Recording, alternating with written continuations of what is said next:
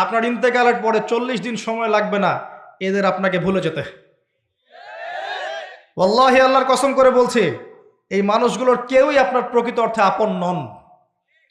আপনার অবস্থানকে তারা ভালোবাসে, আপনাকে তারা ভালোবাসে না। আপনাকে শুধু আপনার রব আল্লাহ ভালোবাসেন। আপনি তার উপর তাওয়াক্কুল করে হারাম ছেড়ে দেন, আপনাকে আল্লাহ পাক বেহিসাব রিজিক দেবে ইনশাআল্লাহ, ইনশাআল্লাহ তাআলা। মানুষ মানুষের অবস্থানকে মূল্যায়ন করে, আপনার পরে তার আপনাকে মনে রাখবে না। আপনি আমি যদি আজকে পৃথিবীতে নাও থাকতাম, আজকে যদি আমরা পৃথিবীতে নাও থাকতাম, পৃথিবীর ঘূর্ণন কমে যেত না। পৃথিবী ঘুরতই, রাত হতো, দিন আসতই, আমাদের স্ত্রী সন্তানরা বেঁচে থাকতো, মা বোনরা বেঁচে থাকতো, সবাই যার যার জায়গায় ঠিকই থাকতো, আমরাই থাকতাম না। এটাই বাস্তবতা, এটাই দুনিয়ার নির্মম বাস্তবতা।